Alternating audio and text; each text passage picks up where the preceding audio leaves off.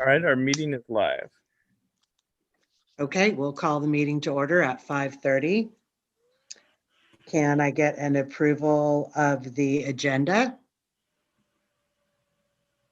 I make the motion that we approve the agenda. Thank you, Lef. Can I get a second? I'll second. Thanks, Joe. And we will convene to close No, session. we got to vote Nope. on it. Oh, roll call vote. I'm gonna Okay. slap a big sticker on my, Trustee Brown, Yes. Trustee Chimino, Yes. Trustee Gillis, yes. Trustee Nelson, Yes. Trustee Wing, Yes.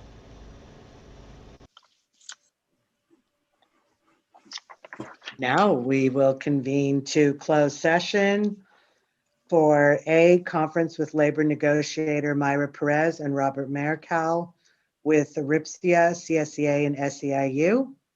And B, conference with legal counsel, anticipated litigation, government code 549569D. 2, significant exposure to litigation, discrimination, and harassment allegations, 1 case. And C, public employee performance evaluation, superintendent.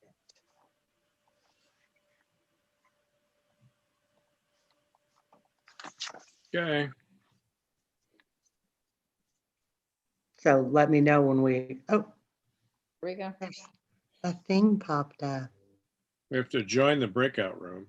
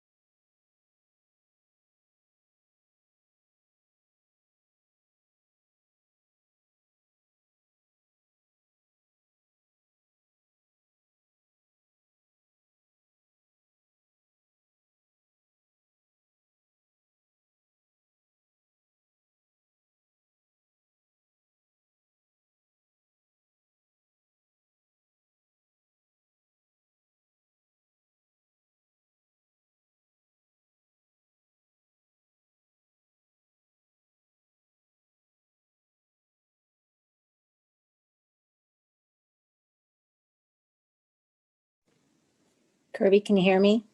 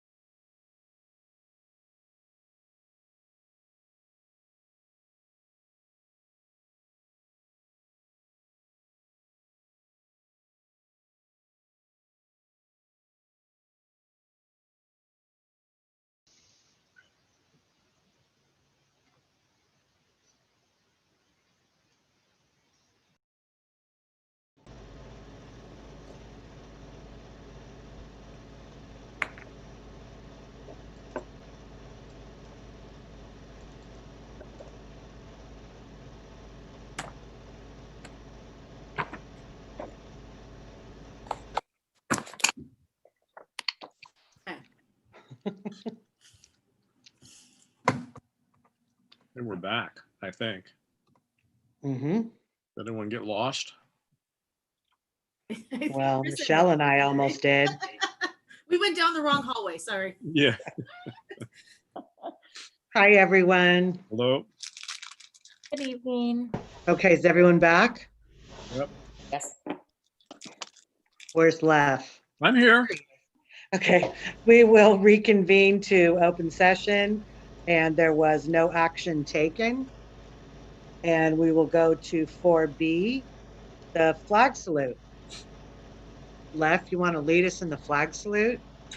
I was hoping that we had a kindergartner to do it, but I can do it, just as well, maybe type of thing. So, ready? Ready? I pledge allegiance to the flag for which it stands. Under what? Oh man, I'm going. Oh, pledge allegiance to the flag. I think I got it. If You got want it. me to lead. Take Okay. it, Mark. All right. I pledge allegiance to the flag of the United States of America and to the republic for which it stands, one nation, under God, indivisible, with liberty and with justice. liberty and justice for all. It came back. Thanks. I saw half a flag, so, okay. I saw the whole flag. I think normally I would stand for that, but then you would see the wrong part of me on the camera. Okay, 5, do we have any presentations, Myra? We have some under another section, but not tonight. Okay. Any public comment not on the agenda? No. Nope. No. 7A, communication, student board member report. Let's start with, is it Reagan or Regan? Reagan? Yeah, it's Reagan. Reagan. Okay. Thank you. All right. Hello, everyone. Rancho Cotati is in its 3rd week back from winter break, and this semester we have all new classes. Our Cougar reports, which I had told you guys about last month, have been a huge success. With every commission able to have their own slide for announcements or info, students have been more informed and engaged with school events like virtual rallies or Minga. Coming up in a couple weeks is Rancho's annual Unity Week. The purpose of Unity Week is to educate students on different cultures and some of the hardships that some of those cultures have to go through.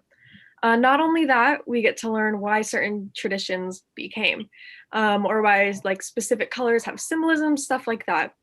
Unity Week is always something students and teachers look forward to, not just because we get to skip out on class. With 50 plus presentations, there's really something for everyone. I'm super excited for it. Last Wednesday was our monthly Making Connections conference with all the other schools in the county. We focused on goal setting, self-care, and mental health. During the breakout rooms, my group had such a wonderful conversation.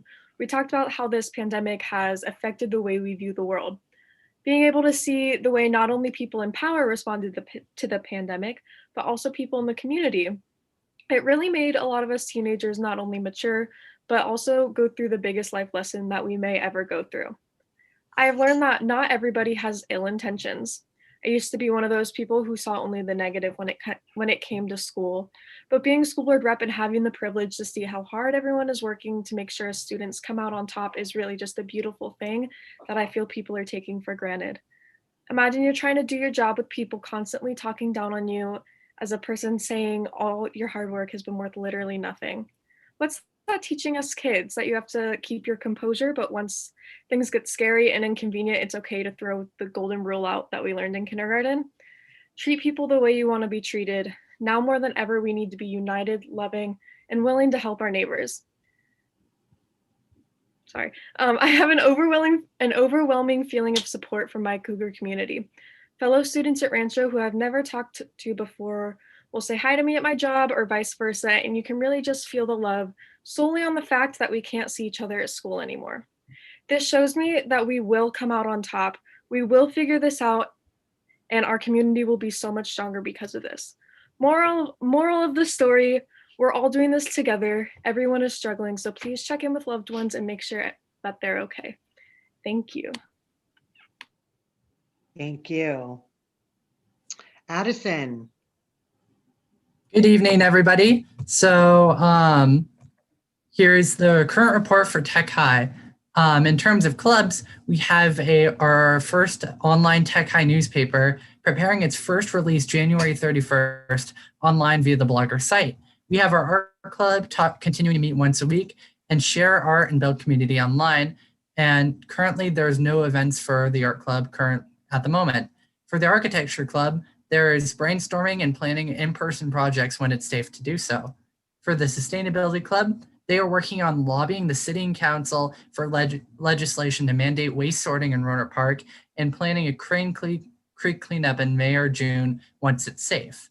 For the Programming Club, we have a group working on a Minecraft school-wide event for a Minecraft competition for the entire Tech High public and teaching students how to use the Python programming language.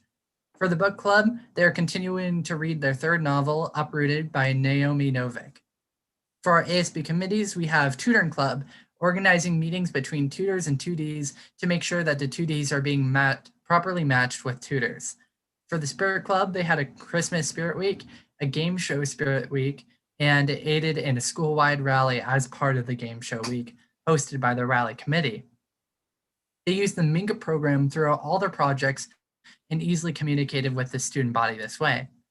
For our rally committee, we hosted a school-wide Family Feud style game and a Kahoot game for the public with a large participation rate. Numerous requests came in for a second additional rally at a later date, and it was an overwhelming success.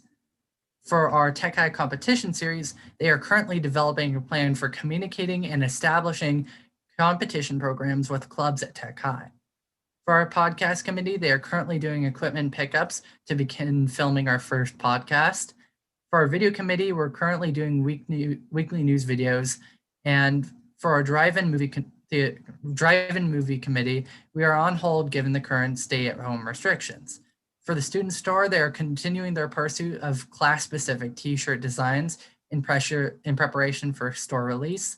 And for our art gallery committee, there is a school-wide art gallery presentation this Friday at 2 o'clock, showing off all of the amazing Tech High student artwork. For our final volunteer events, we have a crab feed in January with Rancho and Tech High ASB students assisting in food preparation. Now, I want to add on to a note from what Regan said about the ASB meet. We talked a lot about mental health and self-care, and from my perspective on it, I learned new ways to, and including the Atlas software, to possibly show and help out our students with our mental health needs. Technology has been continuing to thrive even in distance learning, and as all of the ongoing projects above tell you, we've got a lot in store for the next year, for the rest of the year. Thank you.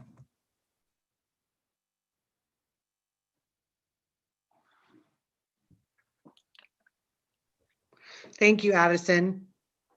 7B, Rohnert Park Toddy Educators Association report, also known as RIPSIA. We have Emily King with us. Thank you. Am I unmuted? Oh, good, I am. All right. Good evening, President Gillies, members of the school board, and Superintendent Perez, and also welcome to Dr. Luz Elena Perez. We're excited to have you here. Happy New Year, everyone. Yesterday, we celebrated Martin Luther King Jr. Day, and I'd like to start tonight with one of his quotes. In his book, Stride Towards Freedom, in which he documented the Montgomery bus boycott, King wrote, "Human progress is neither automatic nor inevitable. Every step toward the goal of justice requires sacrifice, suffering, and struggle, the tireless exertions and passionate concern of dedicated individuals." As a history teacher, I often look to the past to guide me. And as this new year brought turmoil to our nation's capital and further exposed the divisions present in our society, King's words are just as relevant and important today as they were in 1958 at the height of the civil rights movement. Over the past 2 weeks, I have seen the tireless exertions and passionate concern of dedicated individuals at work here in our district and in our community. And it gives me hope that we are indeed moving towards progress, justice, and understanding. Teachers have been grappling with how to explain and teach about the January 6th attack on the Capitol while continuing to provide students with guidance, comfort, and direction. They have delivered timely lessons and provided space for reflection, while also examining the role that education can play in addressing and dismantling societal inequities. I was also very pleased to receive Dr. Perez's timely and pertinent community letter on January 11th that so eloquently called for us to recognize our divisions and find ways to respectfully communicate and work together for the sake of our children and their future. While we may have differing opinions on the right step forward, we can recognize our shared humanity and consider the impact that our actions and our words have on our children and our students who are watching us so closely and rely on us to model the change that we wish to see in the world. Considering this, tonight I have some updates for you on our work on the Memorandum of Understanding as well as the governor's budget proposal. While the MOU process may seem slow going, I can assure you that we are, sorry, I lost my place.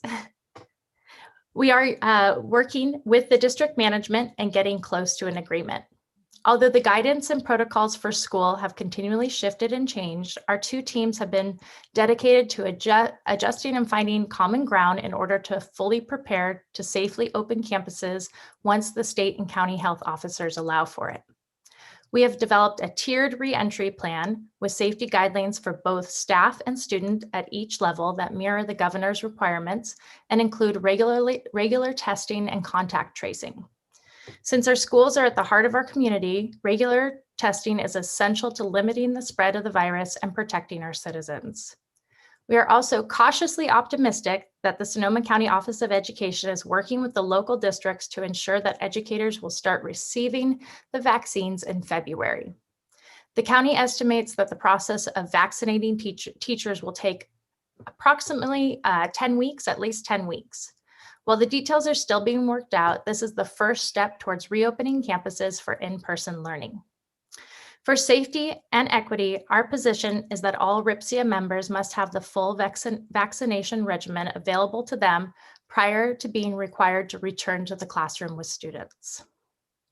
Our members are anxious to return to the classroom with students, as we know that most students learn better in person and we teach better in person. However, we also know that it is currently not safe with the surge of COVID cases. But the vaccine provides a path forward and a way to better serve and protect our community.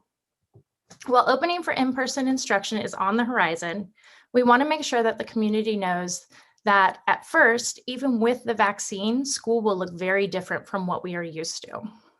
Students will be grouped into cohorts of 14 or less and will only attend school on campus for partial days or only a few days a week.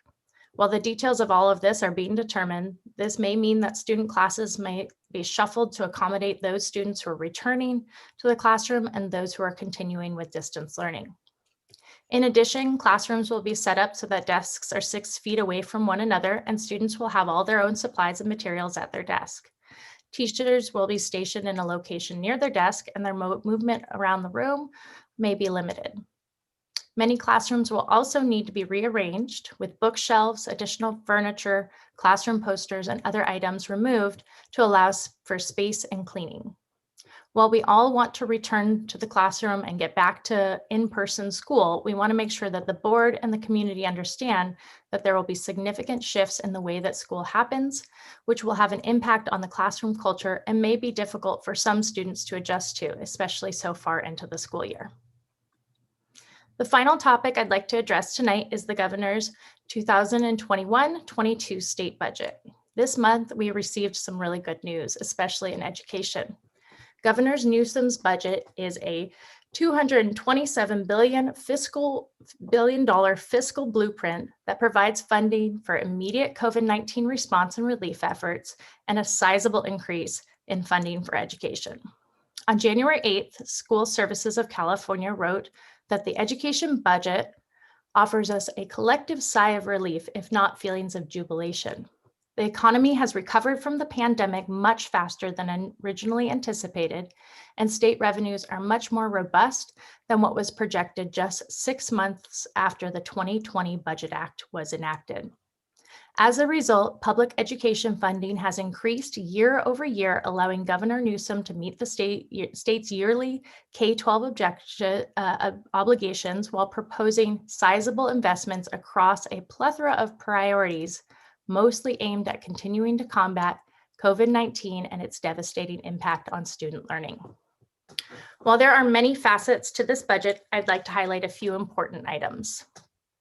First of all, the 2021-22 budget proposal includes Prop 98 funding of $85.8 billion, which is an all-time high.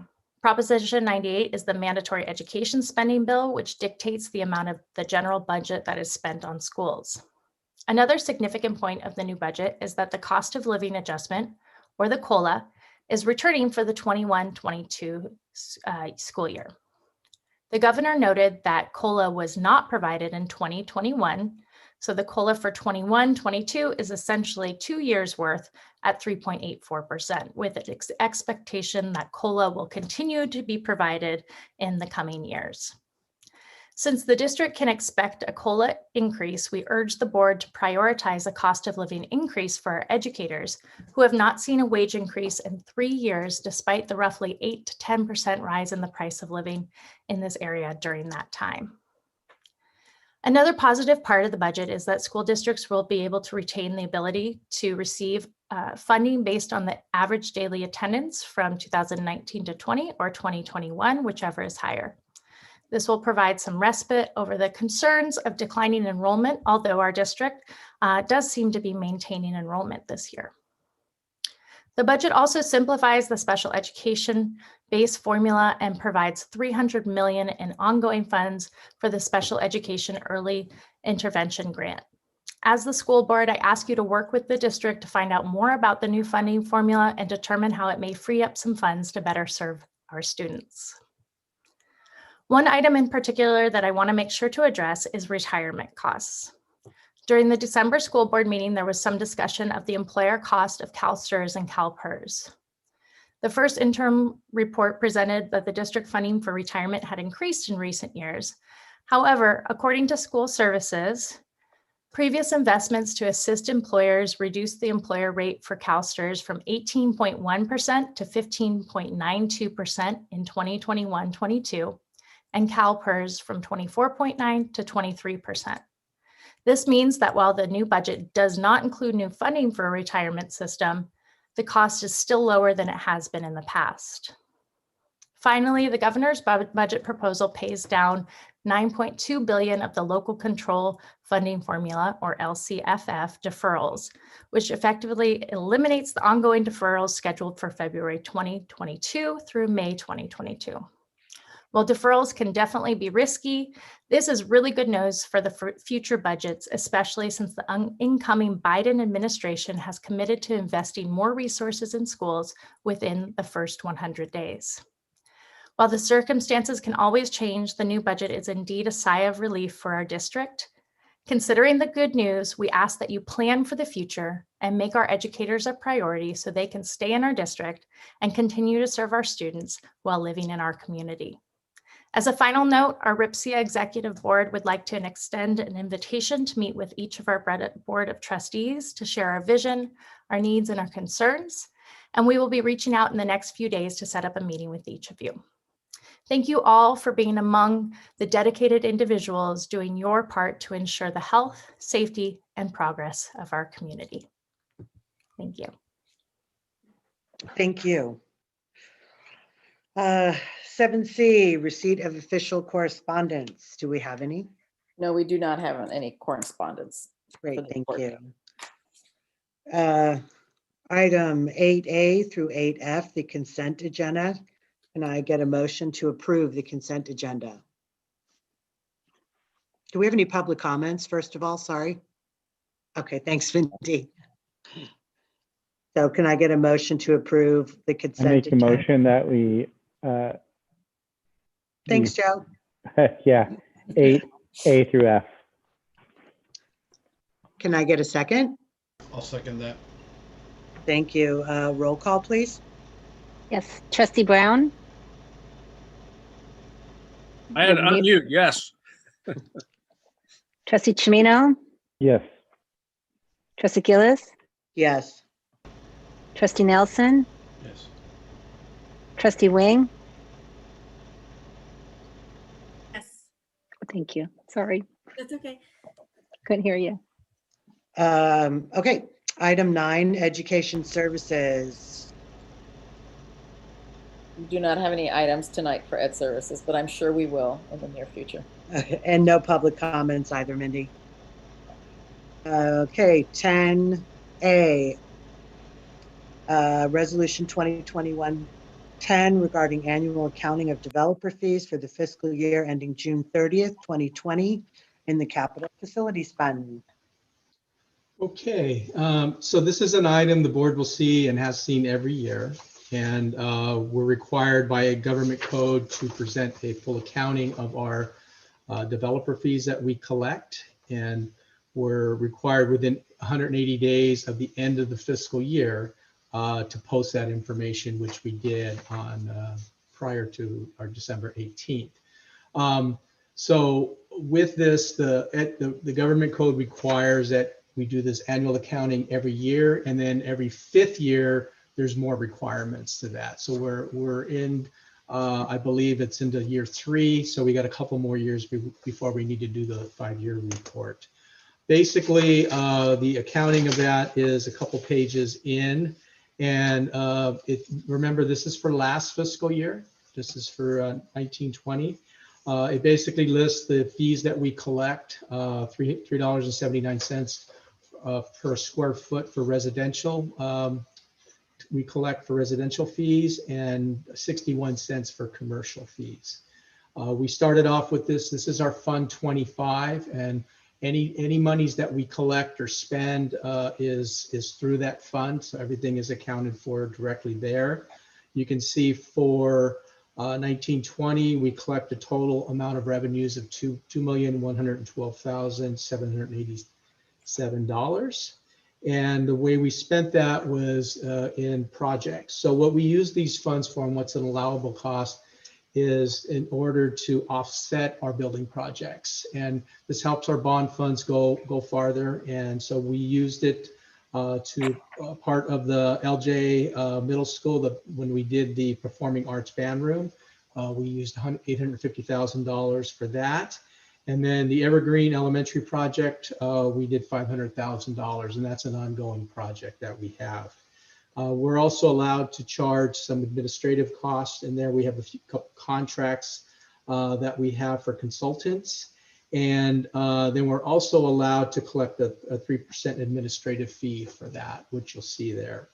So we spent $1,439,206, and we ended the last fiscal year with an ending balance of $2,840,000.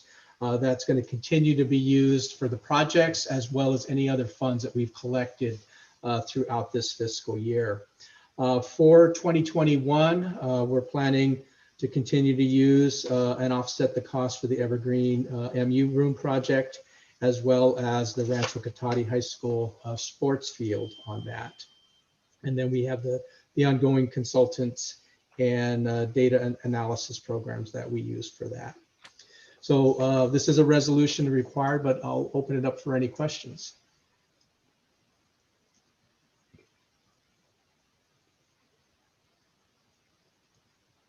Okay.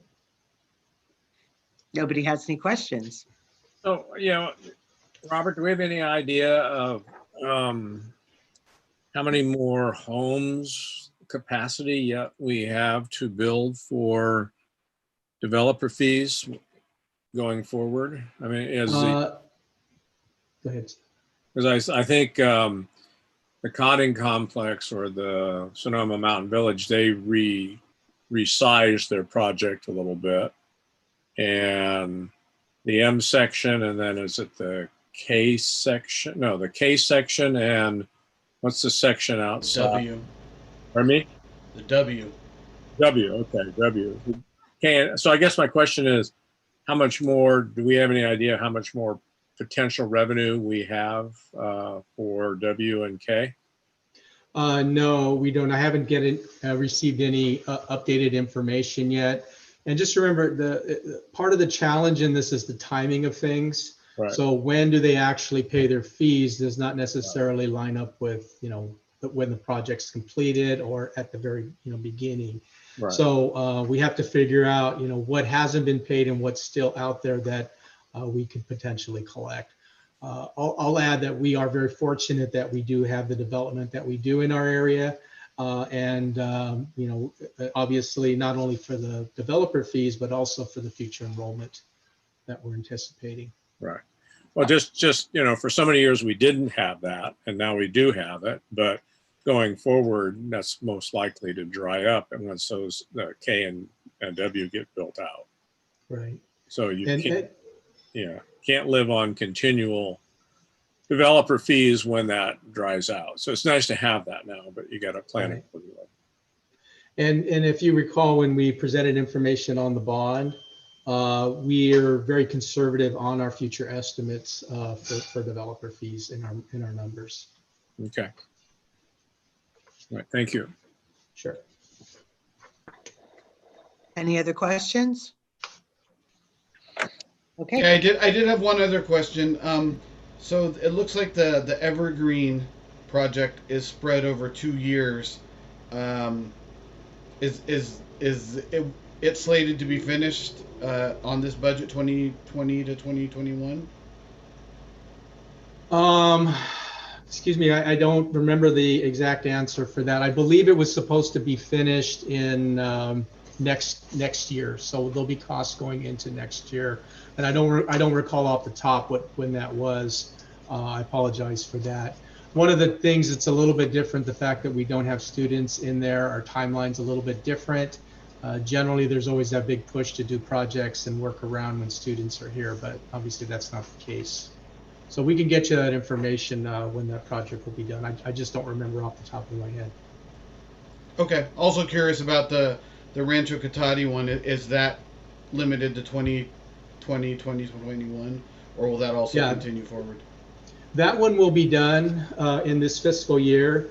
However, one thing I might want to add, while the projects are done, payments it takes a while to pay everything off. So even though if a project's done, it's likely we're going to have payments that are going into the next fiscal year. Anybody else have any questions? If not, can I get a motion to approve 10A Resolution 2021-10 regarding annual accounting of developer fees for the fiscal year ending June 30th, 2020 in the Capital Facilities Fund?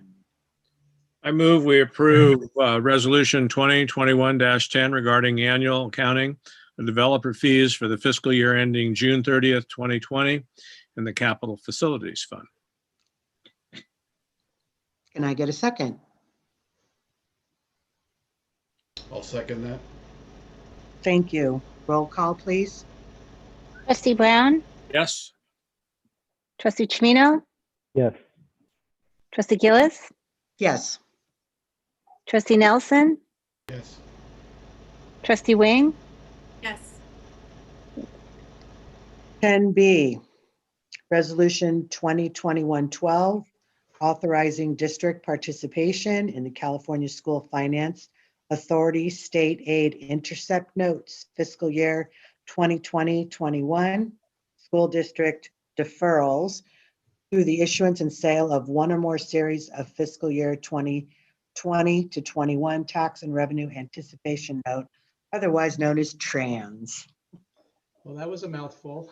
Uh-huh. Ms. King had mentioned about the deferrals that we had, and the board is aware that the way that the state at the enacted budget, in order to avoid having some major cuts in education funding, resorted to an old trick that they had, and that's cash deferrals. Basically, what they're doing is they're postponing giving us the cash that they owe us. They're looking at that as an expense for next year's budget. And so they postpone giving us the cash. What that deferral does, though, is creates a cash deficiency for us. And so we, as a school district, public school district, have very few ways that we can actually go out and borrow cash. We can't go to the local bank and take out a loan or that type of thing. So the main way that this is done is through the tax revenue anticipation notes, or TRANS. And this particular one is a little bit different, as it's actually tied into the level of deferrals that we have. As was noted, the deferrals that we have in place were expected to be an ongoing deferrals. However, with the governor's January budget, he is looking at paying back those deferrals, but that will not affect the need to borrow this year. He's really looking at the 21-22 and backing off of those deferrals except for 1 month. So we still have the need to borrow cash. We had a couple options, and to do this, one of that was through a new program that the state put together, the California School Finance Authority. They put together a way to borrow directly tied into the level of deferrals that we have. And one of the other options that we had was Sonoma County Office of Education was going to do their own poll. And we were kind of weighing the difference in what would be best for the district. However, we were notified by the county that we may be one of the there was not a lot of participation in the county, and we may be the largest one, therefore borrowing most of the costs. So why I'm telling you this, because they've came back now and said that that may change, and we may have another larger district in the county also participating. So we're putting this one in play here. We're getting everything in order. And then at a later point of time, we will make the decision whether we want to go with the California School Finance Authority, or we may go back with the one from SCO, depending on which one is going to best meet our need at the lowest cost. So we're bringing this to the board now to meet the timeline that's presented for the CSFA one, and getting it approved, having it in place, and then within a month or two down the road, we will make a decision which one is the best for our district. So we may be bringing a second one back to you for another resolution once we get a little bit more details on that. Any questions on that? So we're gonna vet the two sources available to us, right? That's correct. It's similar programs. They're just offered by different entities. The Sonoma County Office of Ed one would be unique to Sonoma County School Districts. This one's open up to the whole state.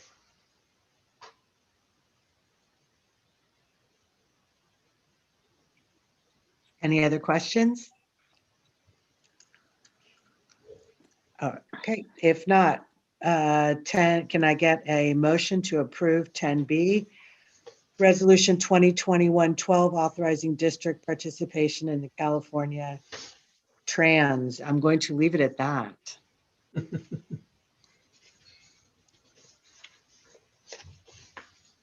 make Can a I get- motion to approve. Thanks, Michelle. Can I get a second? I'll second it. Thank you. Roll call, please. Yes. Trustee Brown? Yes. Trustee Chimino? Yes. Trustee Gillis? Yes. Trustee Nelson? Yes. Trustee Wing?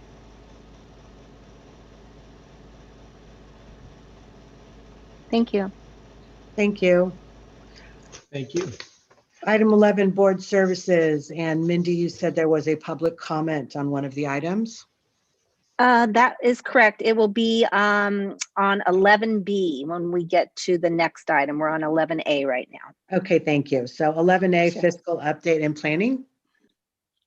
Okay, so this is our standing item that we have, and the first part of that, we're gonna, under budget information, we're gonna talk a little bit about the budget summary report. This is a report that the board sees every month. It's the change in our budget from one month to the next. This one compares the end of November to the end of December.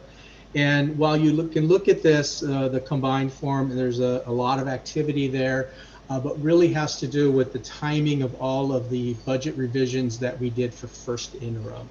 So some of those spilled into December, our work did. And so these are changes that you're really seeing related to our updating of the budget for the first interim. Any questions on that? Okay, I will move then into the governor's January proposal. I can probably bring Ms. King back up to represent her information. She did a good job on that. But let me add a little bit to that. So the January budget proposal, excuse me, this is our first look at our budget for next fiscal year. So that's still 6 months away, 5.5 months. And they also provide some updated information for current year as part of that budget. This begins the process for the legislature as they consider the state budget, the governor's proposal. And then it also provides critical information for school agencies. So remember, it's not all about schools, but it's all the whole state budget, and then a part of that is for schools in general. So we will use this information to update our previous assumptions and projections, but as we generally, again, will take that with kind of a grain of salt because things happen and change between January and May. When we get the update in May, that is what we'll be using to actually build our budget for next year. and we'll be presenting that will be part of what we present to the board in June for the district's adopted budget. So there was some pretty dramatic turnaround from the Budget Act back in July, and the economy has approved. The estimates that the state were using, they were, and I'm going to say kind of the sky is falling type thing. They really did not understand what the true impact would be from COVID and then the impact on the environment. And nobody could, because it's definitely unprecedented times. So, however, we're glad to say that their assumptions did not materialize to the level that they thought. However, we still have some issues with the state budget. They are continuing to forecast a deficit in a couple years out in their budget, so they have some work to do themselves. However, it is a significant turnaround from what we had in July. A lot of that had to do with the stronger estimates for state revenues than what they thought. Personal income tax, corporate tax, sales use tax, those are the big three. The personal income tax is really tied a lot into capital gains and from the 1% earners. And the 1% earners, for the most part, they stayed gainfully employed, and stock market was up. So there was a lot of positive things where more money was coming in than they thought would be. One of the things the state is doing right off the bat with that new dollars, or the excess dollars that they got, is they want to restore their reserves. So within the state budget, they have certain, they have a budget stabilization reserve, which is the rainy day fund. They have a safety net reserve, a public school system stabilization, and a state operating reserve in general. So they have several reserves, and they use those in addition to the deferrals to help offset some of the cuts that they were projecting. So one of the first things they're going to do is restore those reserves. That's what the governor is proposing to do in January. And then with the deferrals, he wants to pay down the bulk of those. And it's basically would leave one deferral, whereas we were slated to have deferrals from March, April, May, June. He's proposing to leave just the one. Now, the thing with deferrals, it's really a cash issue. And as we just talked about with the trans, it isn't like we're getting a budget cut. It just means that we don't have the cash that we would normally need with that. So that is welcome news. One of the things if you listen to the governor's press conference on this, it basically made it sound like he was going to pay down the deferrals starting this year. And I'm all, yeah, that's great. However, as we just talked about with the last item, it did not affect this budget year, but it will proposing to meet next year, which is still welcome news on that. Prop 98 guarantee did increase to 85.8 billion. And in addition to that, Governor Newsom is wanting to do a one-time supplemental payment towards Prop 98. So that's providing a little additional funds towards Prop 98. One of the things he did include in his proposal, he wants significant investments in school reopening, learning loss mitigation, COVID-19, and he wants to do an incentive grant to reopen schools. And these are all things that would be immediate for that, the opening of the school. One of the things as Ms. King pointed out, he is proposing to fund the COLA. So in the enacted budget, basically the COLA, there is a COLA every year. However, the governor gets to decide, can we fund that or not?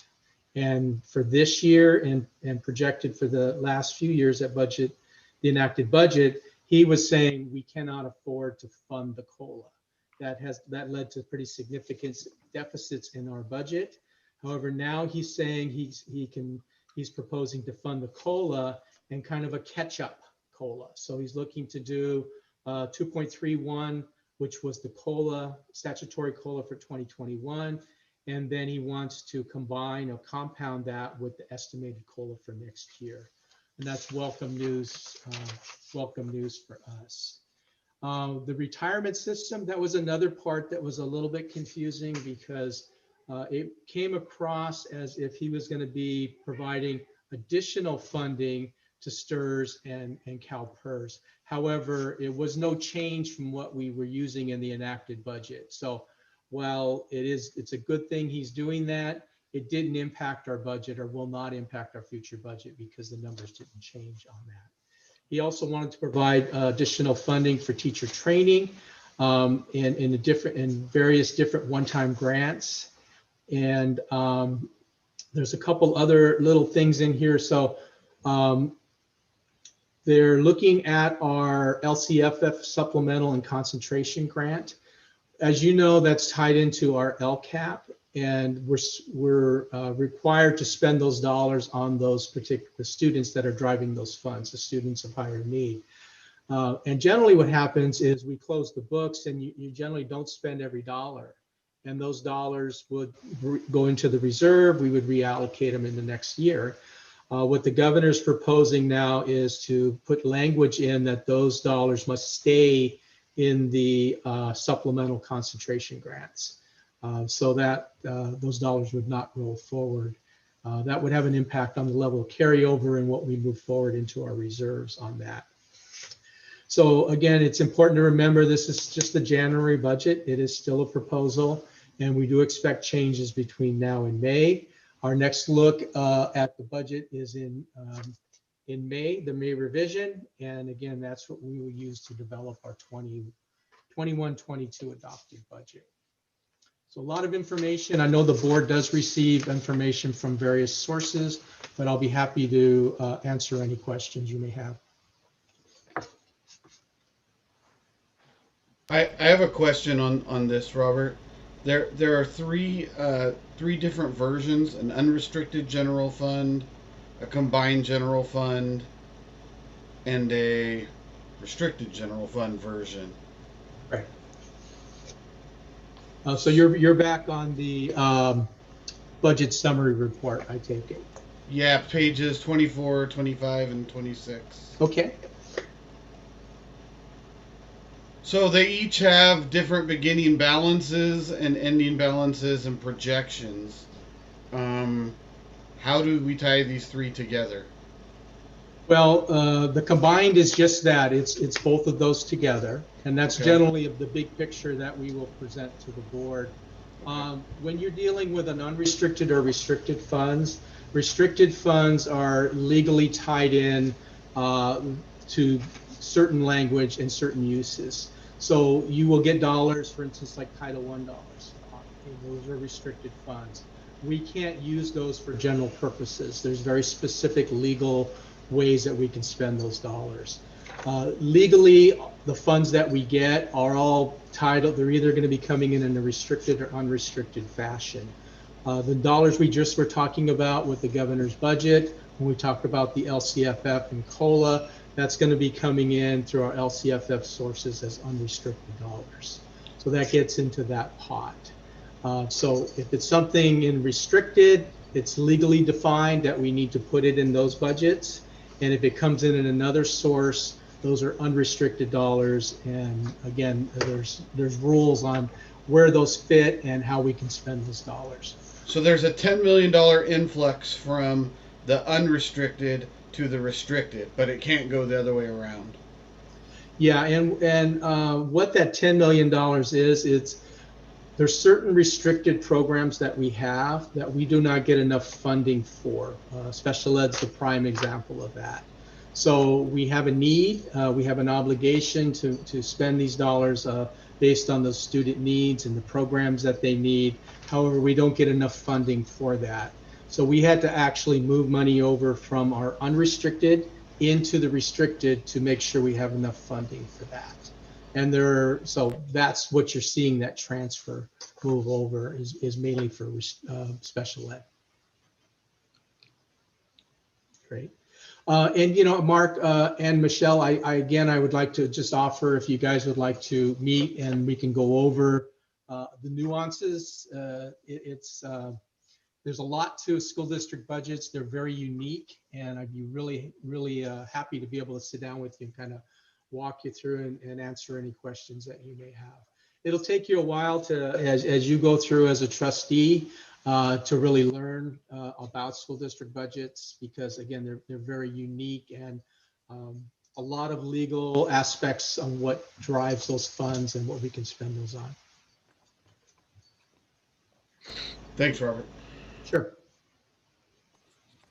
Are there any questions on the January budget proposal? Okay, well, we'll move on then to the enrollment report. So this is a report we've been presenting to the board for a while. And with this particular one, we see the enrollment as of December 31st, and we have a net change of 13 students less than we did in the prior month. One of the things the board has been asking about is, well, where are these students going? And so we started to pull a little bit of information and try to track down, are there big categories, or, you know, where are the students going? Now, the first thing I want to point out and remind the board, that 13 difference is a net number. So we have students coming into the district, and we have students going out of the district. And we also have sometimes a little prior adjustment to the prior month that factors in there. So when we started to look really with the focus on, well, where did the students go? We were able to isolate and tell that 13 students overall left out of the county. So these are students that didn't go to another neighboring Sonoma County district, but they actually went out of the county, and in most cases, other than 2, they actually went out of the state. So what you're seeing here is students leaving not only Sonoma County, not only our district, Sonoma County, but actually out of the state. 2 that stayed within the state moved to LA on that. So we'll be providing this as a little supplement and just give you that overview on what we're finding, where students are going. But with this one, it was overwhelmingly that they're moving out of the county. Any questions on that? I appreciate that, Robert. We've been asking for that simplistic answer because there are so many things we were looking at when school was still in session. You know, there was this big marketing push a couple years ago, and were those dollars being spent wisely? And I don't think marketing our local paper is going to help us with people that are moving out of the state. So I think it's really important for us to know what's going on there. So when something you said caught my attention when you said sometimes you make adjustments for the prior month. In November, we were down 21 students. That's what I'm looking at in the information you provided us. Then this month, 13. So I get where you're saying you're adding it, who's coming in, subtracting who's leaving. So for the last 2 months, regardless of how many came in, we're still down 34 students in 2 months. Is that correct?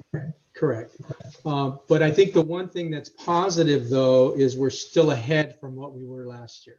So which is the bigger picture. That's the thing we really need to focus on, is that comparison to where we were the same time last year. And we're fortunate, honestly, that we do have enrollment that's still showing an increase, because that's not the case with a lot of districts throughout the state. Thank you. Just a clarification, Robert, there was 13 students in the month of December that moved out of state. That's correct. Okay. We had total of 2 students that came in. We had a total of 18 that exited, but 13 of those were directly out of the county. We had 1 going to private school. We had 3 going to other districts in the county. And then we had 1 student that was dropped because of some paperwork. Things weren't lining up with their paperwork. So just a matter of semantics. You said 13 went out of county. You mean out of state, not just out of county. Right. Well, actually, 11 went out of state. 11 went out of the state of California to another state. Correct. Okay. Yeah. What we were trying to do was look at it and say, what is a broad category that we can put these under? Okay. And the category became out of the county. Okay. Yeah, I think it's important when we take a look historically. Someone had given us a PowerPoint presentation, I think the beginning of last year, maybe the year before, everything's running together. And it talked about each year, I think they went back to like 95, 96. Do you remember that, Robert? Maybe it was Matt Marshall that did it. And it looked like on average, we lost about 50 kids every year, except one big year in the last 10 years. So Yeah, I think it's, sorry, go ahead. No, it was some information from Matt. Matt did, I think, a good job of pulling a lot of information and really looking at it through the lens of our transfers. Where are these students going? Where are they going specifically to what, not only what school district, but to what schools? The caveat to that, or one of the overlying things, was these were not students, they were in our boundaries, but not necessarily ever in our schools. So whatever reason at day one, when they had to make the choice, they decided to go to another school district. Sometimes that's related to where the parents work or other factors. Mm-hmm. Well, I really appreciate you pulling that together. Thank you. You're welcome. And that's all I had on that report. Does anybody have any other questions before we move on? Okay, we will go to 11B and we have a public comment. Yes. No name. As a spouse of a teacher and a parent of a student, I've been listening intently to the process, methodology, and safety hurdles regarding returning students to an in-person learning. And I'd like to premise my following request for clarification by stating I'm very much for my child returning to school as soon as it is reasonably safe. My first question is around the narrative we have all been hearing regarding student safety being paramount. We are in the midst of the worst this pandemic has been so far. Today, the Press Democrat has an article stating that this month has been the most lethal month so far. We have been told that student safety is paramount, but as soon as teachers have the option to get the vaccine, reopening schools is a potential reality. To my knowledge, students aren't on the list to receive the vaccine anytime soon, putting them and their families at risk. I ask the board to consider the optics of reopening schools after regularly stating that teachers/staff, students, and the students' family safety are the #1 priority when only one small section of the school's population has been or will be immunized. It communicates to the community at large that the only group the school board is concerned with is the teachers and staff, one of 16 people in the cohort. My second concern is ensuring parents completely understand the potential reopening schedule for the schools in question. That the schedules are not, for students, full school days in person, let alone full school weeks. For elementary, they seem to be in-person instruction for a few hours, perhaps 2 days per week. If the necessities additional after-school care, there's potential for cohorts to mix and potentially cross-contaminate, or risk for families who need to balance work and may need grandparents to offer childcare before or after school. To recap, unless there is new data available ensuring the safety of the children and their families, reopening schools only offers staff receives vaccine shows the concern has never been about the students. If there are new studies available showing acceptable risk for students and their families to resume in person, I ask the board to make them available to the public.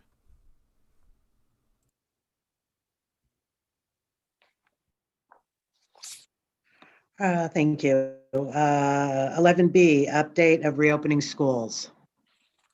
Yes, hi, that would be me. And I would like to provide an update of where we're at and what new information we have. We have the PowerPoint, thank you. So many of you have seen these slides before. Let's move to the second slide.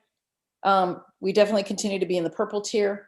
We know that we've had a surge because of the holidays, and that's something that we predicted for many months. So that we'll steer there. We continue to watch the cases. So we do have an uptick in cases in Sonoma County. So we need to consider that as we plan for reopening. Next slide, please. So where we are, Sonoma remains in the purple tier. And because we're in the purple tier, we can't identify a reopening date. And so we just have to be cognizant of that factor. And, one of the things that our governor did, he developed a proposal talking about reopening schools as soon as February 1st. Just so that everybody realizes, I'm not going to dive deep into the proposal because it is that a proposal. And it is something that needs to be discussed in the legislature. And there is some concern about that, particularly because we're still waiting we have new guidance. We're still waiting for the school template to see what the requirements are. And each school has to write a plan. So, we're on January 19th. To say we're going to turn around and open by February 1st is a little bit of a lofty goal. And we received new guidance last week on January 14th. Next slide, please. So I wanted to share with you the guidance. This is not new. This is the guidance in January 14th, 2024 with a few slight changes. Again, we must be able to describe stable group structures and how we're going to keep students should they return to school in those stable structures. And currently that is defined as 16. That stable structure group is 16, 2 adults and 14 students. And that's defined in the guidance handbook that we recently received. And then we know we have to plan movement on schools. How will kids enter? How will kids exit? How will they interact in common spaces, such as the faculty, such as the MU. So when they're eating lunch, when they're on the playground. So these are things that must be planned very carefully should we reopen to make sure that we keep everyone safe. Face coverings and other essential protective gear. This is not new. We know we must provide it for students and staff. And just a reminder, staff would be provided with face coverings as well as face shields. And we have about a 4-month supply on hand. Health screenings for students and staff. Prior to entering school campuses, we must screen folks for symptoms. And we have a platform, Go Crisis. And we also have, we'll be having something to scan people's temperature to make sure that they're as healthy as possible. They have no symptoms. And we do have to keep in mind that asymptomatic students or staff, that is a possibility. Healthy hygiene practices. This is something that we've always done. We've taught young ones, we've taught students how to wash their hands and make sure that they keep their hands clean at all times. This is something that would have to be embedded in our routine and part of our training so that we remind students to do that extra hand washing to stay safe. Identification and tracing of contacts. It's something that we have already had in place, but that's something that we need to make sure that we'd have to ramp up that since, when we increase more people on campus, we have to ramp up that and make sure that we have a very safe and secure process. Should we have someone who has suspected COVID or test positive. Physical distancing, that's something that, currently it's 6 feet. It could be adjusted, but 6 feet is still what's considered the most safe. Staff training and parent and family education is something that we would have to provide prior to opening. So we would go over the safety protocols. We would go over how we're going to do school and how we're going to keep children and staff safe. And that's something we need to provide prior to reopening. The other thing we must do is test staff. We entered in a contract with Curative, and what we discovered, or what's been discovered, is there is a possibility of false positive testing with COVID. And this is something that can happen with any COVID test.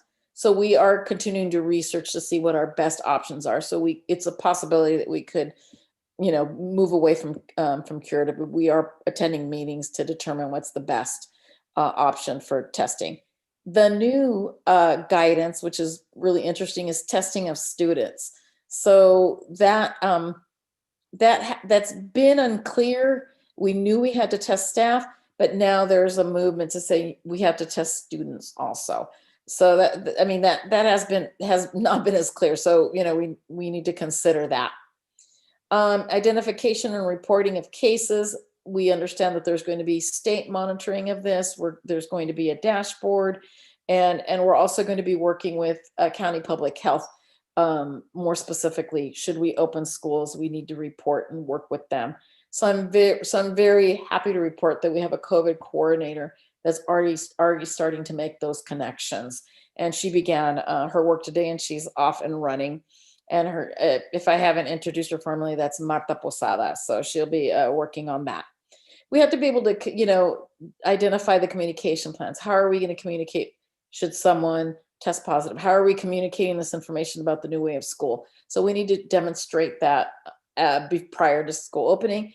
And we must have consultation plans with labor organizations, parents, and community organizations. So we're doing that with our ongoing meetings, but that's definitely, not a lot of new, but just a reminder of what we will have to demonstrate. We will have to write basically a narrative explaining how we're going to cover these items on the checklist.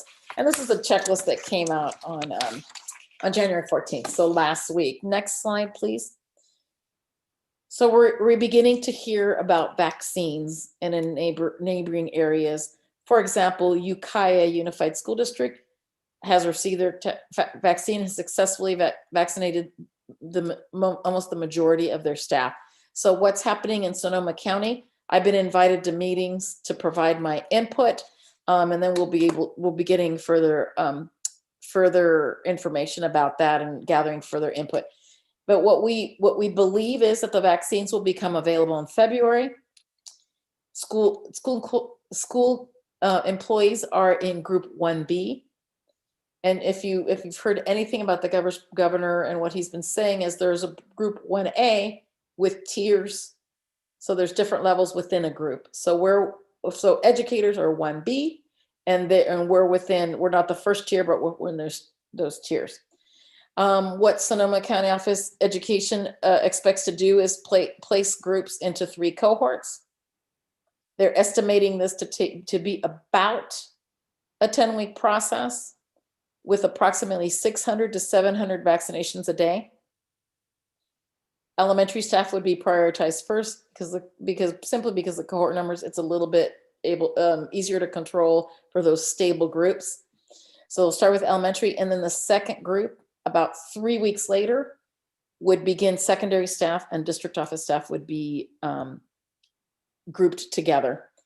And currently the vaccine would be 2 doses within a 28-day period in between the doses. So that's what I've heard so far. Remember that this is all contingent on the fact that we are going to have an adequate number of nurses to be able to vaccinate staff, and then we're going to get enough vaccines. So this is what I'm hearing. This is the plan now. This could change, right? But I am hopeful that we'll have a better, that this will be happening. So we're hearing good things, and we're learning. We met on Friday afternoon, late afternoon, to talk to Ukiah to see what they had done and learn from them and how they had prioritized their vaccines. What's interesting is that they, this is optional. It's not a condition of employment. So some folks are saying that they do not want the vaccine. So what's happening is about 70%, they were able to vaccinate about 70% of their staff. And then that 30% was either, and they took surveyed staff, is folks that were undecided and did not want to have the vaccine. So we could have some of that here. And that's what seems to be kind of that percentage, expecting about that 30%. Next slide. Myra, can I ask you a question before you go on? Absolutely. Thank you. Okay, so I'm just can we go back one slide? Thank you. So if it's a 10-week process, my understanding is, so if you have a first dose and then you take a second dose 28 days later, that is going to be 4 weeks, and it's going to be done in cohorts. So is that 10-week process include the 2 weeks after the second shot that you still are not protected? Yeah. Well, I have to dig a little bit deeper. I'll have to find that answer for you. But it's interesting about the 1 dose versus the 2 doses. And I mean, there's also vaccines that are coming out that are 1 dose. So at Right. this point, we're looking at 2 doses. So I have to research that. Good question. So My we're apologies looking for at not least answering. 2.5 months by this, and it could be longer, depending on the answer. It could. And, Okay. this is like the best case scenario. February Right. 1, we have a schedule ready to go. February 1, we have enough nurses that are willing to vaccinate. So that's kind of, it's a great plan if we have all the components pulled together. Okay. But we do have someone that's specifically working on just this at the county office. Thank you. Sure. Thank you for So the Myra, this is Left. I have a question. We'll go back 1 slide.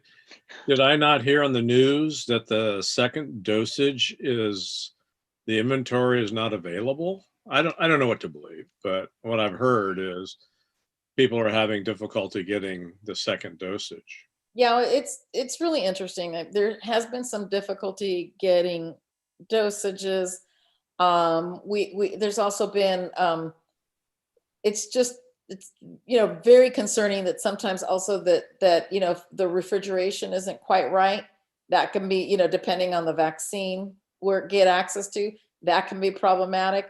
So yes, we are hearing some of that. And I have friends in Southern California, and not everybody's getting the vaccine, but some groups are, some organizations are moving faster than other. I have a friend who's on the safety committee, so she got vaccinated on Saturday. So it's one of those things that, we have to see what happens. They're not vaccinating as quickly as they promised because of availability. So that is a possibility.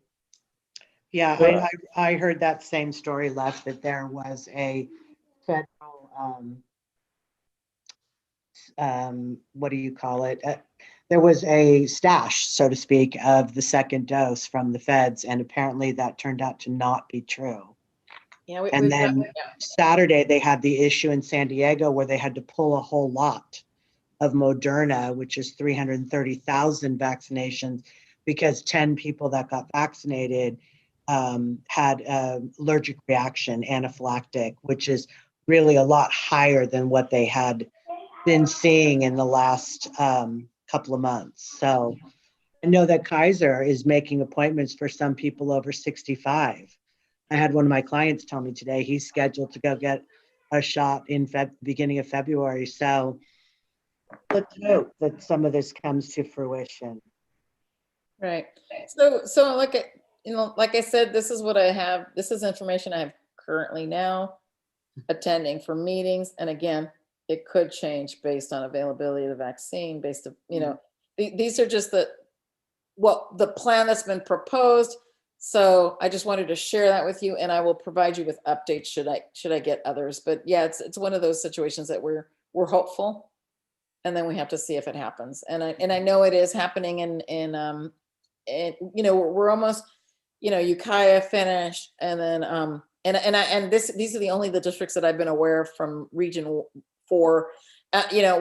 Marin started training last weekend. We know people are starting to get vaccinated in the districts in Marin. So we're back to back. So it's happening. We'll have to see what happens and watch closely. But we're going to be having some ongoing meetings, and I'll continue to update you on the information as we receive it. Thank you. Sure. Myra? Yes. So maybe I missed this, but so how exactly are they being delivered? Are the employees going to be able to go to like one of our sites since we're such a large number of people, or do they have to go to their respective healthcare? Thank you so much. That's an excellent question I didn't include in here. What's going to be taking place is the county will be working with different school districts and ask for the use of a site. So I've already said, please consider Cotati Roner Park. We'd be happy to open one of our sites. So they could say, hey, we'd like to use the gymnasium in Rancho Cotati High School. And then they would, so that would make, and I'd love to be able to provide that for our staff, because then it's local and easier for them to get to. So yes, they would arrive and happen, these vaccinations would happen at school sites. And it's about a few other details. It's about a 30-minute process. You get in, you get vaccinated, and you have to sit for 15 minutes to see if there's a reaction or not. Very good questions. And then another question is, now if, say, they have their second dose, do they still have to wear their PPE? Or like, how does that work? Because, I'm not a doctor. I just know everyone's saying it's like 100% effective and all this stuff. And it's like, well. I'm going to tell you my opinion. Yeah, no, I'm just curious. But I have to check on that. I would still wear my The CDC says you have to wear a mask until at least 70% of the country is vaccinated against COVID. Yeah, I would wear Yeah, each drug is different. The Moderna's, I think 96. The Pfizer is 98%. So everything's a little bit different. And that's just what the CDC website says. Yeah, you still have to wear a mask. Yep. That was my thought, because that doesn't, the vaccination isn't removing that criteria from our list that we must provide, must do. Anyway, so. And then there'll be no charge for the staff, correct? Correct. Full staff, okay. Okay. Any other questions on vaccines? And like I said, this could change. This is what I know now. Yeah. I may know something differently tomorrow. Okay, next slide. Really now hard to write a plan. Yeah, so I want to get back to what are we doing as a district to prepare? We know the vaccines, this is going to be a lengthy process. We know we're still in purple, and yet it is a heavy lift to reopen safely for our students and staff. So we need it. It's things that everything's going on concurrently, and we're not stopping the work. We know we have to continue to work to get everything in place. So one of the things that we've explained that we have the ventilation systems being installed. So currently to date, we have 182 ventilation systems installed. And if you remember, we started this in November. So this is awesome work. We're on a very rigorous schedule. I want to do a shout out for maintenance operations who's doing this. So we're doing this internally. We still have 400 to go. And if everything works correctly and no one gets sick and we can continue at the schedule and there's no changes, no horrible changes in weather, we will get this completed. What our estimate is by March 1st, we would have all the ventilation systems installed. Student desks are arriving. So you can see all this is going on together. Student desks are arriving by February of 2020. So what we're doing is we're working with each site. Mr. Savage is going to each school site on walking the campus with principals. There'll probably be multiple walkthroughs to say, what do we need to move? What do we need to store? And what do we need to do to make sure that we can fit those 14 desks in the classroom? As we explained before, we have these wonderful, wonderful furniture for collaboration, and now we have COVID. So we have to store that furniture and do individual desks for our students. We have isolation and testing rooms. So if we have to assess students, we have kind of a tent that will keep the kids in. So if we happen to have someone that tests positive for COVID or has symptoms, we want to have a place for them to be comfortable and safe and not be in the school where it could potentially, infect others. As I explained to you, COVID testing, we're looking at, maybe using another test because of the false positive. So we're working on that, and we've had some preliminary conversations with food services to talk about how we're going to distribute food. So if we have kids on campus, how are we going to keep them safe? So what are the multiple ideas? Will we deliver lunches to classrooms and send kids home with their lunches? Will we have, if we stay on campus and do a longer day, how will we feed the kids? How will we keep them safe and be able to eat on campus in a safe manner? So it's a lot of conversations and a lot of brainstorming ideas and developing a plan using the CARES funds that we have. So next step, our next slide. We're going to need to develop a specific school site plan for each school. All the plans must be submitted to SCO, to the Sonoma County Office of Education, for approval. along with other documents. So we have to make sure that we've shared the documents with our labor partners. So all of that information will go to them. We have to set up classrooms. We have to look at finalizing schedules. We need to have that continued conversation. And while we're doing the hybrid MOU, so that the MOU really is the general, what the specifications are and what guidance we're going to follow. And then all of these are connected. And we still have to continue to plan and move forward, although the MOU isn't quite done. We're close, but we can't wait. We can't wait to purchase desks until the MOU is done. We know we have to purchase the desk anyway. So, it's just kind of going on concurrently. And we need to plan, and what we'd like to do is plan for the return of special populations. What we're discussing with this is we have students that may not be, I'm having the principals do research that may not be logging in for one reason or another. Do their parents work long hours?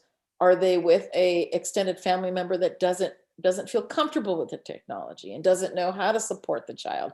So we're looking, and the special populations are defined as, I like a broader definition, are defined as English learners, homeless, foster youth, and low income. So those are our special populations. And my definition is a little bit broader. Do we have a child that's just not connecting, that we can't get a hold of? So what we want to plan is to bring them back to do distance learning at school. So they will still be working with their teachers, but they'll come to school and we will have someone monitor them, help that they're logging in so that they are connecting with their class. So that's some of the work that we will be doing. And I feel confident, we've had a lot of planning so that we can bring back these special populations very carefully. It will not be large groups of students. It may be 1 or 2 cohorts per school. And it's really, we're doing the research now to look at that. Myra, I have a quick question about that. Absolutely. What's the timeline on bringing back those special populations? Is that something that you're expecting to have students back in the next 30 days? Or are we having to wait until classrooms are set up and other things are happening? Well, we have to look and see where we're at, and I have to, the principals are going to be saying, hey, these are the classrooms we want to learn, so we want to use. So it might take us some time. I think it's possible. Returning the special populations is possible in purple tier, so we can do that. It's just a matter of making sure that we're set up and that we have the staff in place to monitor the kids and to support the kids. So it is possible. It is possible that we were able to do this within 30 days. I would like to say that maybe mid to the end of February we would be able to have a plan ready. Because it's a less of a lift, right? So we have to see, but we have to do the research, look for the kids, make sure the parents are comfortable, and make sure that we have adequate staff. And in some cases we do have adequate staff, and in some cases we may need to hire some staff. And would these students be back like Monday through Friday, 8 to 3, or are they doing more that small, they're only on campus like an hour and a half on Tuesdays and Thursdays? Or is each night going to be different? It's probably going to be hybrid. It probably won't be full day. We haven't set anything in stone, because we had preliminary conversations with the principals. And what we talked about is maybe we can do an AM and a PM cohort. So we're looking at what works best for the schedules we have. And so we have to do a little bit more research. It will be hybrid. I believe it'll be part of the day. We'll see what we can work out. We just want to make sure we support these kiddos that aren't able to connect currently. Any other questions? Myra, do you know when you're getting this template? I keep watching for it and I keep thinking, so I'm hoping soon, because I keep saying it's coming out. So I'm assuming it's going to be very similar to, if we go back to the slide, there's the slide that we talked about. I talked about the guidance checklist. I'm sure it's going to include that guidance checklist where we're going to have to describe how we're implementing all these different facets of the guidance checklist. Okay. So, and what we plan to do is what we want to do is the district's going to provide support to the sites. COVID coordinator will work to develop the general definitions, and then the sites will add their stylized pieces. For example, how many entry points or how many check-in points are we going to have as kids enter to school? So we'll do that together collaboratively, because we do want to support the sites in doing these plans right. So, and getting them done as quickly as possible. So it'll be a district, and then we'll bring in the principals for a work session, and we'll meet to create those. So hopefully soon, but I'm gonna use that checklist as our guide. So hopefully in the next few days, we'll get it. Any other questions for me? So we have one more slide. So here are my recommendations, and we have, we need to have a vote tonight from the board, but at this point in time, my recommendation is that we extend distance learning until March 16th. Why? That's our next board meeting. We can reevaluate where we are. We can see if we have staff vaccinated. We can see if we're entering red tier. So that gives us some time to look at, to see what the situation is.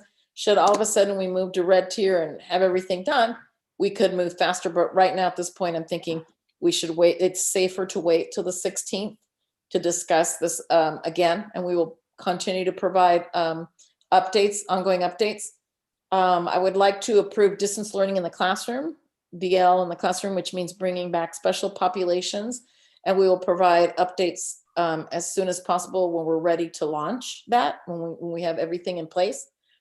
And of course, we need to continue the planning meetings to prepare for reopening, and then we will be working on developing the specific school plans. But the approval tonight is really for that distance learning, extending distance learning, and also approving distance learning in the classroom to bring back special population, begin bringing back special populations. Oh, Myra, this is left, just a clarification. You said our next board meeting is March 16th. We have a board meeting in February, correct? Correct. Right. I would provide an update at the next board meeting to see where we are. Right. But I think in terms of, if you think about the ventilation system and everything is going, I think it's best to wait until March 16th. Okay. That's my thought. And we know that spring break's around the corner, but I'm hoping that, we'll should we get some really good information updates, you will receive it in February. Okay. But at this point, I think, we want to kind of set on a date, because folks are waiting and wondering what's happening. Right. And then we also have the option, if the world turns perfect and everything starts going a lot better, we could have a special board meeting too. Absolutely. We can schedule a special board meeting. Okay. All right. Thanks. Sure.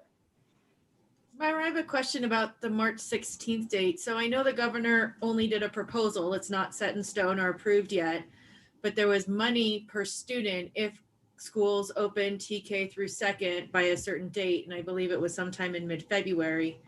So I know we're in purple and we're nowhere near ready to open in February.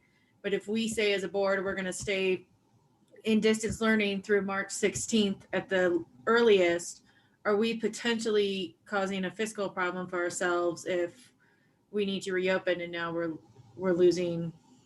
being penalized? Well, this is what I've heard. And I mean, we would apply for the grant, had a workshop today, and the grant actually says we're ready to be open by February 1st. So again, this is proposal. Yeah. Legislature is not happy, and there is tremendous pushback from very large districts such as LA Unified. Yeah, I read Because that. most superintendents, most of us say, how can we turn this around? How can we be ready to open in 2 weeks? Mhm. So it is not possible.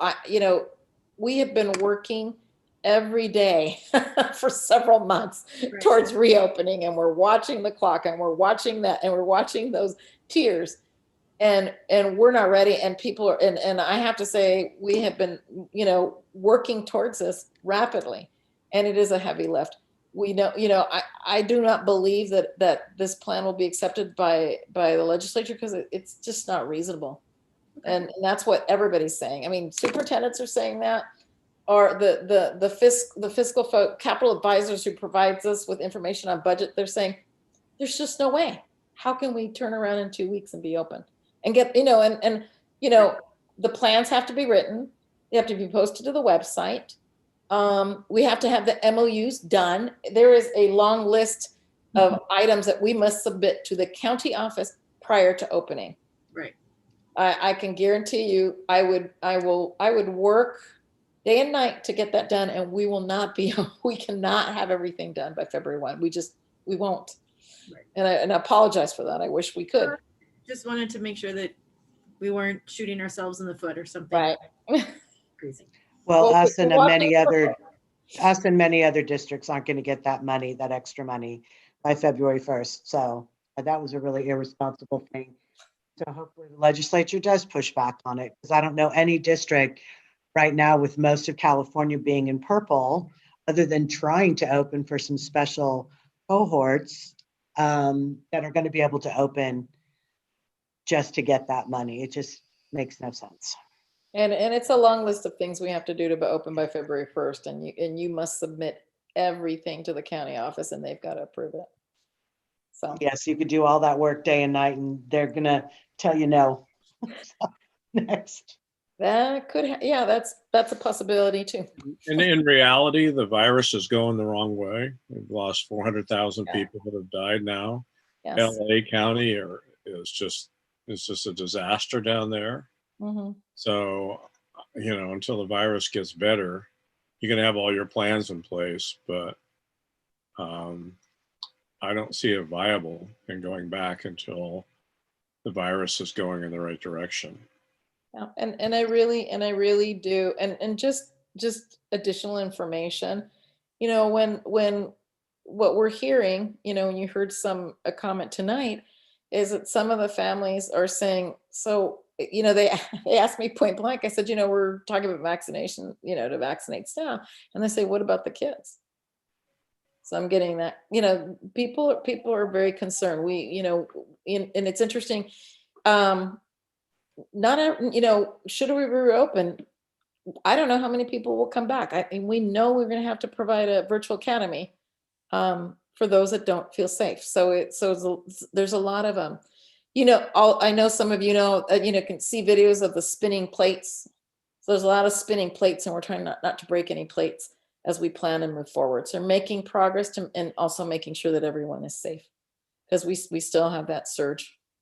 As long as you vaccinate staff and teachers, and students cannot be vaccinated currently because there is not a vaccine. They only have 1,000 kids right now in a trial, and those are only between 12 and 18. So that does nothing for the 4 to 11-year-old.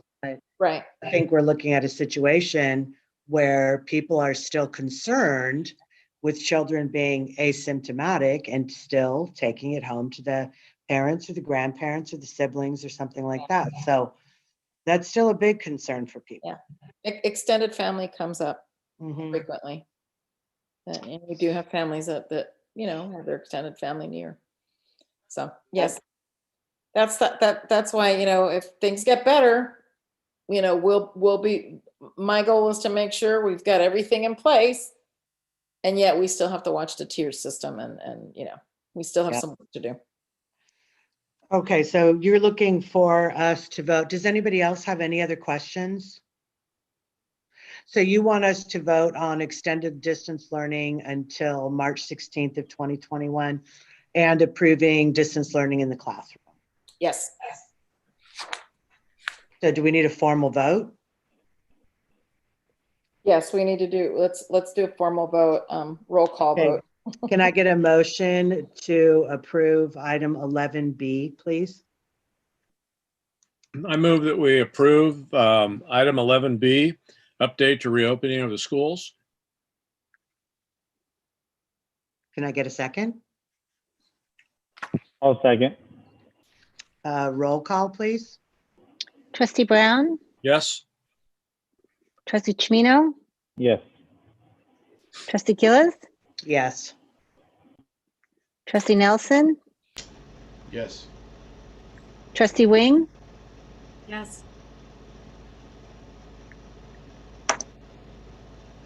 Okay. 11C, Resolution 2021-11, authorization for Myra Perez, Luzalena Perez, Robert Marical, Ray Poole, Rachel Allen, Matthew Marshall, Josh Savage to sign on behalf of the Board of Trustees. So I'll take that one. Thank you, Robert. Yeah, so this is something that we do annually to update the signatures for approved signers for those certain areas. And this is basically, we're doing this now because Dr.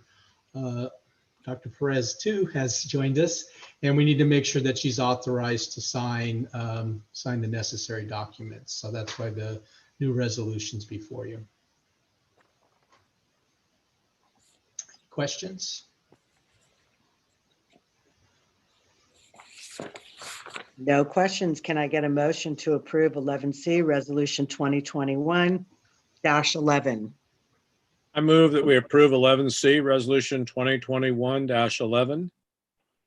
Can I get a I'll second. second? Oh, thanks, Second. Joe. Roll call, please. Trustee Brown, Yes. Trustee Chimino, Yes. Trustee Gillis, Yes. Trustee Nelson, Yes. Trustee Wing. Can't hear you. Yes. Thank you. Item 11D, first reading, review revisions to board policy and administrative regulation, 5141, healthcare and emergency. Yes, this is the first reading of this board policy, which will make us compliant. This is discusses what our emergency, how we're going to communicate with families versus regarding accidents and illness for our students, and kind of and what the protocols are. So this is the most current legislation provided by CSBA. Includes AEDs also. I'm sorry, I didn't hear you.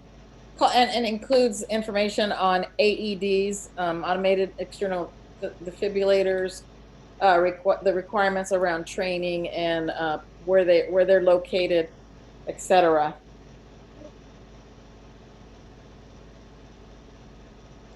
Did anybody have any questions? And that's not a vote, correct? No, this is a first reading. Okay, thank you. 11E, first reading, review revisions to board bylaw and exhibit 9321, closed session.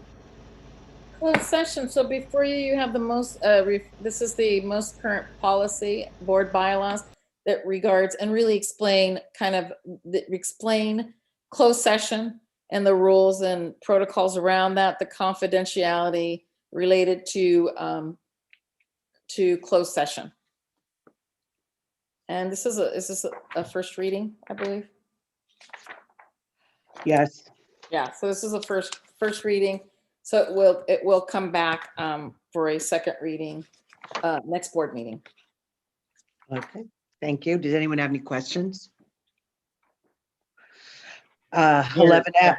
Questions? Are there any changes significant there on this, Myra? No, I haven't seen any significant changes. Okay. Thank you. 11F, first reading and waive the second reading, approval of new Human Resources Board Policy 4113.5, 4213.5, 4313.5, working remotely. Yes. So obviously this is something that's really important because it really defines working remotely, and it allows us to create that flexibility and, and kind of the guidance around that. So, it's something that we can work with an employee and be able to provide that flexibility, and it needs to be approved, discussion and approval with the superintendent or designee. I feel that we're implementing these, but this is current policy that we did not have on record, so we need to have it on record. And we're waiving that second policy since the second reading, or waiving the second reading because we need to make sure that we're compliant with we're working remotely. Anybody have any questions? If not. Yeah, can I have a mo- question. I have a question on this. Is this going to be affecting the district office staff? It may.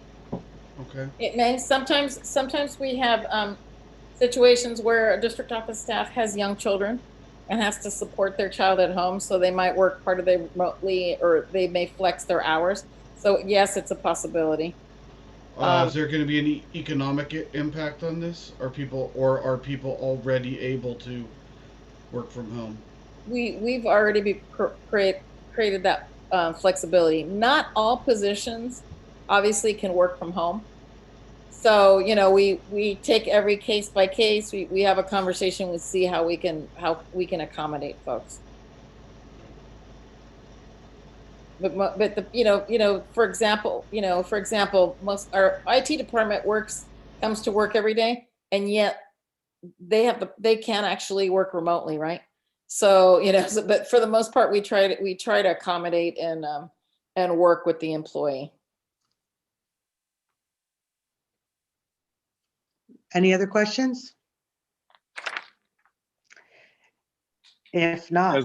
As long as remotely is where you live, not on some island in, Tahiti where you're stretching it a little bit, right?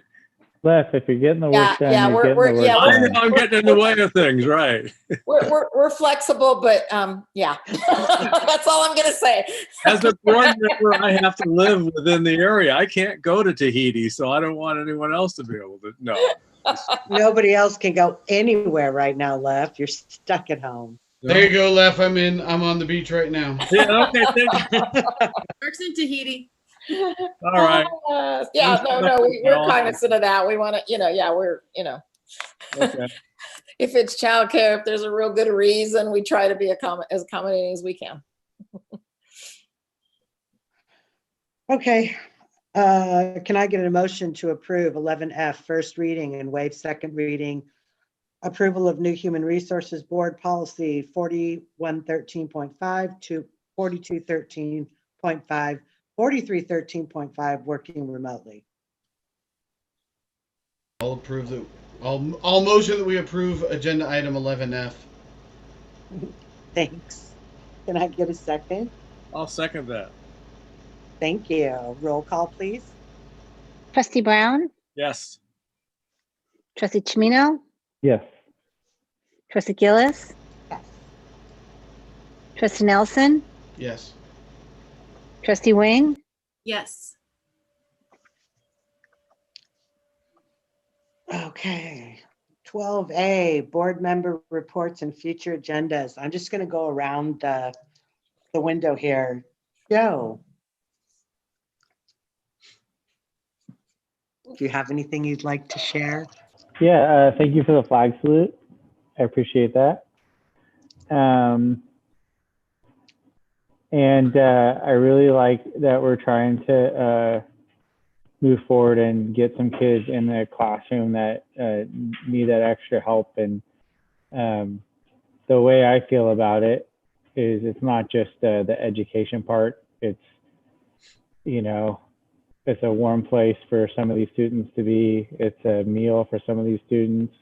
It's someone who really loves and cares them.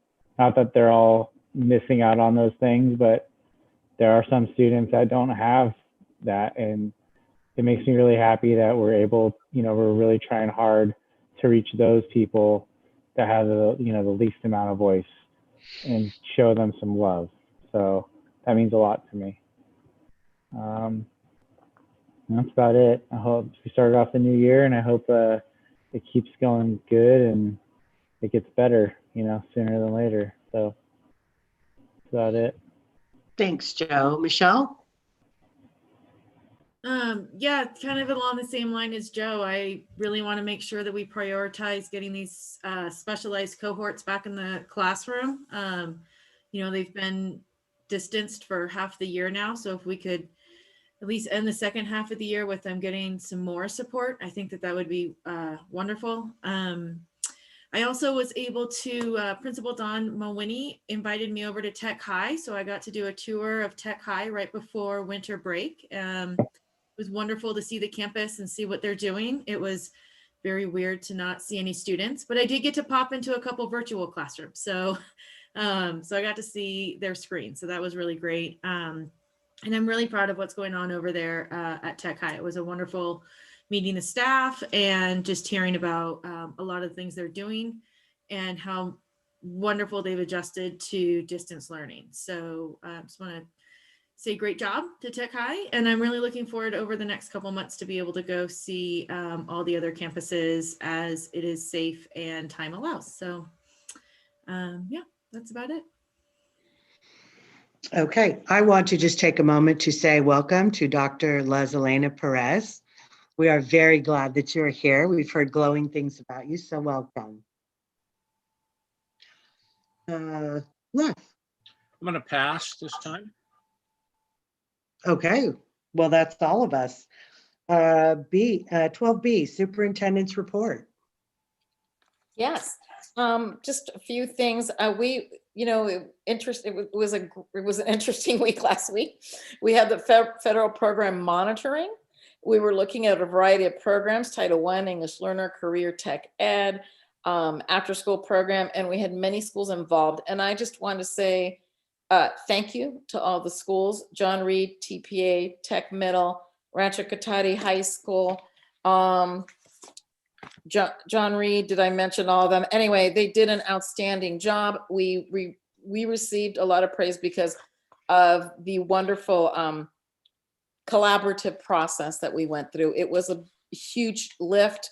And I asked Mr. Marshall to be the coordinator, and he was a little nervous, and he did an outstanding job with the reviewers from the California Department of Education. So I'm very proud. They praised our team, and it was a really warmed my heart to hear, because it's a heavy lift, but they were very complimentary about the team, and they said not all districts are as easy to work with. So I was very proud of that, and I wanted to share that with the board and the community. We had Parent Advisory Council met last week, as well as our Spanish parent meeting. Those are going well attended. And it's just a wonderful opportunity to have an open dialogue about reopening and talking about what the district's doing to prepare to reopen, and just answer some of the questions that have on people's minds. I also attended last week John Reed's PTA meeting, and that was well attended. I was able to see some kids. I was super excited to see the kids on the screen, and that went really well. And then I wanted to announce that what we're preparing a town hall to really be able to invite the community to ask questions that they may have. So we're in the process of planning that, and what we've decided on is that we would have it Tuesday, February the 23rd. We would have an English town hall, and then on February the 24th, we would have a Spanish town hall. I think it's just easier than having the simultaneous translation to just have a meeting in Spanish and just have a meeting in English. It's an opportunity for folks that maybe haven't heard from us or haven't been meeting with us to answer our questions about kind of the protocols and what we're doing and preparing to reopen. So more information coming soon on that. Also wanted to announce this evening that public comment's going to look different come February 16th. So we have set up a phone line, and what we want to do with public comment is we want to be able to listen attentively to the public comment and be able to, to address those concerns or hear what people are saying. And so what we're going to have ask the public to do is call a phone line where they will be able to record their public comment, and then those recordings will be presented to the community during public comment. That will be we'll have the recording happen. And we certainly appreciate Mr. Kirby's soft voice, soothing voice, but this is an opportunity for us to actually hear from the community members when they're making public comment. So that's my report for this evening. And, and also we have we're still mass producing videos to showcase our schools. So a lot of good work going on in the district. Mark, I bypassed you, I think. Did you have any comments you wanted to share? Yeah, I'm just thank you. for remembering me. I'm just hoping that we're in the at least in the red, and with the HVAC systems and the desks in place that we're ready to go on March 16th. That would be great. I know my daughter would love to be there tomorrow, but I mean, legally we can't because we're not even in the red. So it sounds like everything's getting into place as far as, hardware and processes there. So I'm just praying that comes through. Thank you, everybody. We are going to go back into closed session.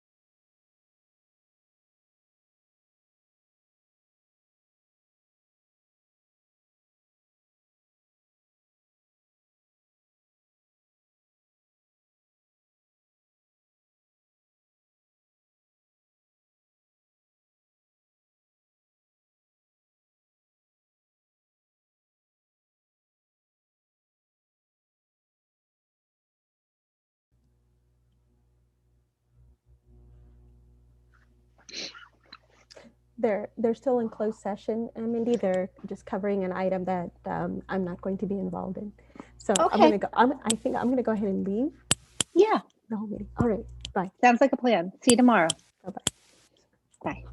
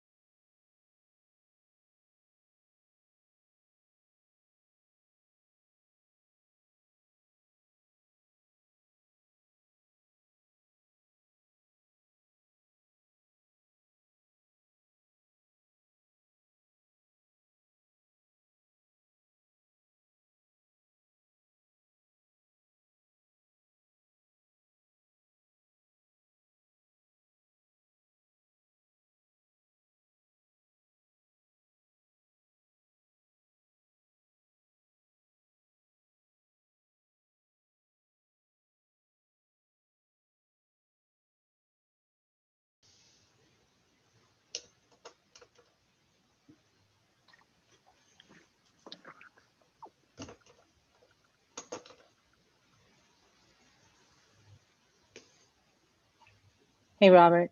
Hi, Mindy. So I are think they we're still? Yeah, They're there's still a little bit more discussion there. So I believe we're are you still recording, right? Yes, we are. Are you leaving, or Um, is your part done? my part is done. I should leave, yes. Okay, I'll see you. I'll see you when I see you. Thank you. Good night. Good night.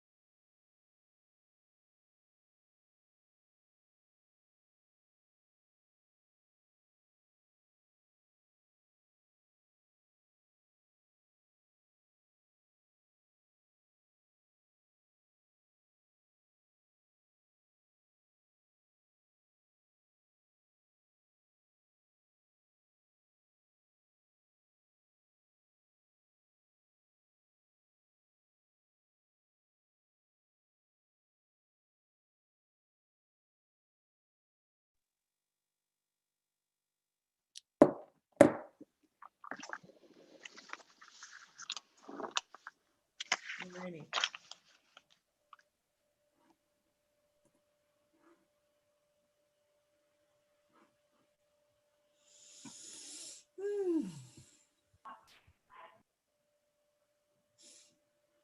Did everybody come back? Oh, there we, oh, people are coming back. Okay. I'm back. Okay. Oh, there we go. Mindy's there. Joe's there. Mark's there. Here. Okay, Oh, we will, Patty Roner Park, little, okay. we'll go back to open session and report no action taken in closed session. And that's all for tonight. We will adjourn. Thank you, everybody. Thank you. Thank you, everybody. All right. Good night. Bye.